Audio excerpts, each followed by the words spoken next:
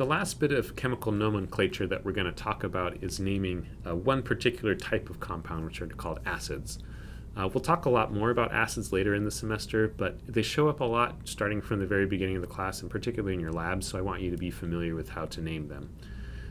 Now, we can there's two different ways that we can name acids. And by the way, what acids are? They're compounds that release H plus ions into water. And so they will start with H, right? So because they release H plus, that'll be the first element in the chemical formula. And there are two different sort of naming systems. So they'll be combined. So it'll be hydrogen combined with some sort of anion. And so if the anion ends in "ide," right? If it's a chloride or something like that, chloride, iodide, right? These are our monatomic anions.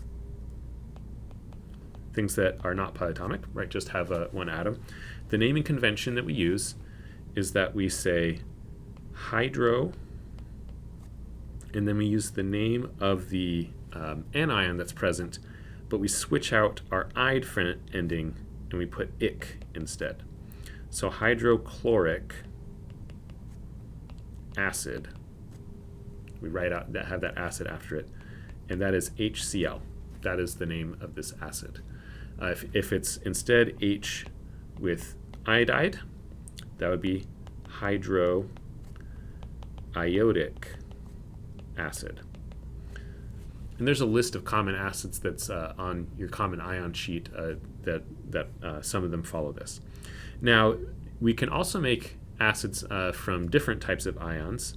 So ions that end in ate, like a sulfate. If we combine H2 and SO4, we get this acid here. And the naming convention here we use is that we switch the ate. We take off the ate and use the full name of the element, sulfur, and we add ic. Sulfuric acid is the name of this. So anything that ends with ate, we use the full name. So another is, let me make sure I get the correct one here. So another one is with carbonate.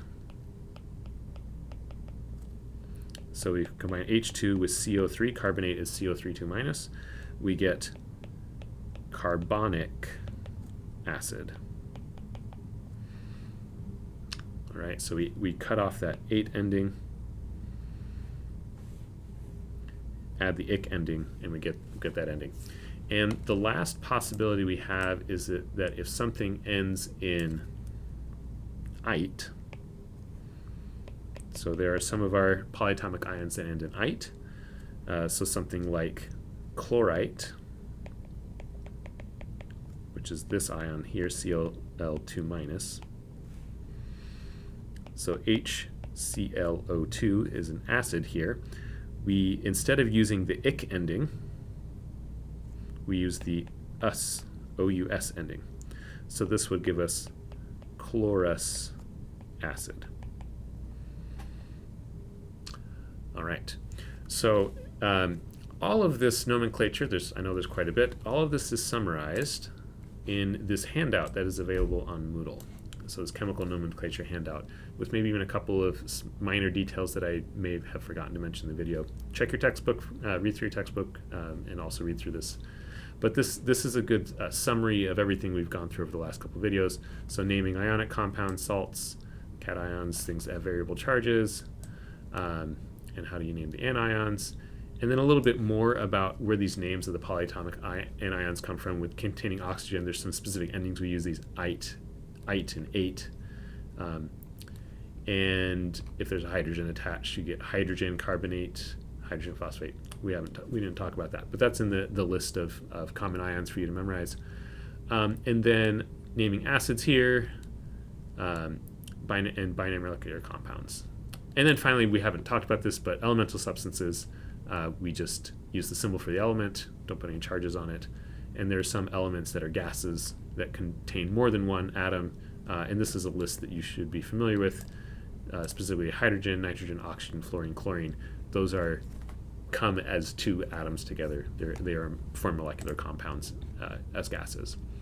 So that concludes our section on chemical nomenclature, and that concludes chapter 2.